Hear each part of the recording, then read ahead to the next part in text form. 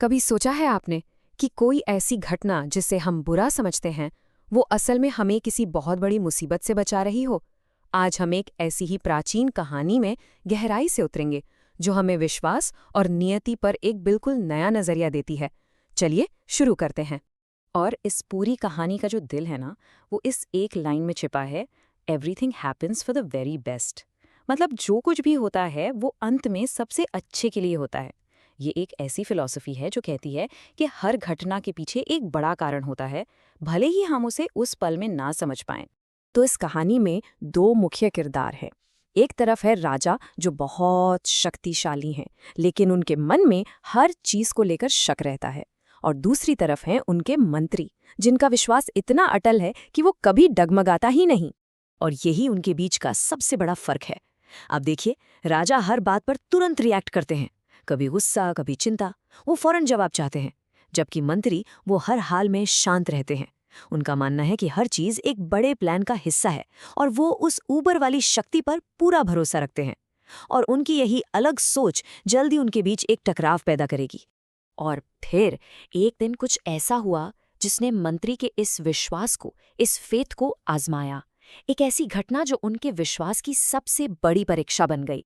हुआ ये कि एक दिन तलवारबाजी का अभ्यास करते करते राजा से चूक हो गई और उनका अंगूठा कट गया।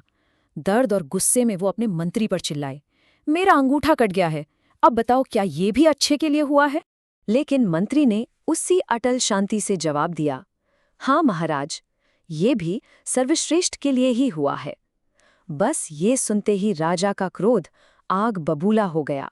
राजा को इतना गुस्सा आया कि उन्हें लगा मंत्री उनके दर्द का मजाक उड़ा रहे हैं। उन्होंने उसी पल मंत्री को कालकोठरी में डालने का हुक्म दे दिया। लेकिन सबसे हैरान करने वाली बात ये भी कि कैद में जाते हुए भी मंत्री ने शांति से वही कहा, महाराज, ये भी अच्छे के लिए ही हो रहा है। तो कुछ हफ्ते बीत जाते हैं। राजा अकेले ही शिकार पर निकले हैं, घने जंगल में। और यहाँ कहानी एक बिल्कुल अनोखा और अद्भुत मोड़ लेती है। उस घने जंगल में राजा को एक आदिवासी कबीले ने पकड़ लिया। वो लोग उन्हें अपनी देवी को बलि चढ़ाने के लिए वेदी पर ले गए। सब कुछ तैयार था, लेकिन जैसे ही उनके पुजारी ने बलि का निरीक्षण किया, उसकी नज़र राजा के कटे हुए अंगूठे पर पड़ी।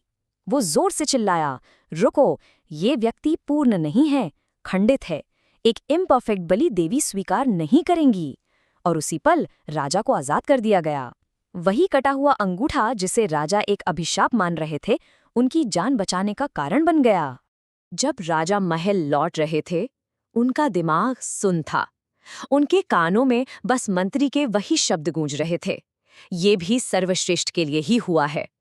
अब उन्हें उन शब्दों का असली मतलब, उसकी गहराई समझ में आ रही थी। राजा ने महल पहुंचते ही मंत्री को रिहा किया और उनसे माफी मांगी। तब मंत्री ने मुस्कुराकर कहा, महाराज, आप माफी मत मांगिए। सोचिए, अगर मैं उस दिन कालकोठरी में ना होता तो मैं आपके साथ शिकार पर होता। वो कबीले वाले आपको तो आपके अंगूठे की वजह से छोड़ देते, लेकिन मेरा शरीर पूर्ण था, इसलिए वो मेरी बलि चढ़ा देते। इसलिए मेरा कैद होना भी मेरे अच्छे के लिए ही था। तो जैसा आपने देखा, ये सिर्फ एक कहानी नहीं है, इसके अंदर वेदांत के बहुत गहरे पाठ छिपे हैं। आइए इन्हें एक एक करके समझते हैं कि आखिर ये कहानी हमें सिखाती क्या है। ये कहानी हमारी लिमिटेड विजन और ईश्वर की इन्फिनिट विजन के बीच का फर्क साफ दिखाती है। देखिए, हमें अपनी सीमित दृष्टि से क्या दिखता है, सिर्फ उस पल का दर्द, अंगूठा कटने का। लेकिन एक अनंत दृष्टि से, एक डिवाइन व्यू से देखें तो वो ही चोट आगे आने वाली मौत से बचने का एक प्लान था। जिसे हम एक प्रॉब्लम समझते हैं, वो असल में एक छिपा हुआ सल्यूशन हो सकता है। वैदिक फिलॉसफी में एक कॉन्सेप्ट है प्रारब्ध कर्म। इसका मतलब है वो घटनाएं जो हमारे पिछले कर्मों की वजह से इस जीवन में होनी ही है। लेकिन, और ये लेकिन बहुत जरूरी है, जब हम मंत्री की तरह शरणागति यानी सरेंडर कर देते हैं तो हम उस घटना के प्रभाव को बदल देते हैं। तब वही दर्द एक कृपा बन जाता है। इसे वज्रा लॉजिक भी कहते हैं।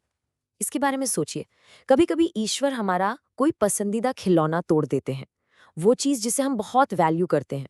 क्यों? क्योंकि वो हमें उससे भी अनमोल एक खजाना देना चाहते हैं। पर हम अक्सर उस टूटे हुए खिलौने के लिए रोने में इतने डूब जाते हैं कि उस अनमोल उपहार को देख ही नहीं पाते। और अब आते हैं इस कहानी के सबसे बड़े, सबसे जरूरी सबक पर, जो हमें पवित्र ग्रंथ भागवत गीता से मिलता है। भागवत गीता का ये श्लोक कहता है, you have a right to perform your duties but you are not entitled to the fruits of your actions. इसका साफ मतलब है, हमारा अधिकार सिर्फ अपने कर्म पर है, उसके फल पर नहीं। बिल्कुल उस मंत्री की तरह उन्होंने अपना कर्तव्य निभाया और परिणाम ईश्वर पर छोड़ दिया, इस पूरे विश्वास के साथ कि जो भी होगा अच्छे के लिए ही होगा। तो इस सब का सार क्या है? Trust the process. प्रक्रिया पर विश्वास रखें, क्योंकि जो परिणाम आएगा वो हमेशा हमारी आत्मा के सर्वोच्च विकास के लिए ही होगा, भले ही वो उस पल में हमें समझ ना आए। तो अब इस कहानी को सुनने के बाद मैं आपके लिए एक सवाल छोड़कर जा रही हूँ। आप अपनी जिंदगी के बारे में सोचिए। आपकी लाइफ में वो कटा हुआ अंगूठा क्या है? ऐसी कौन सी हानि, कौन सा दर्द या कौन सी मुश्किल है जो शायद भविष्य में आपके लिए एक छुपा हुआ वरदान साबित हो? इस पर जरूर सोचिएगा।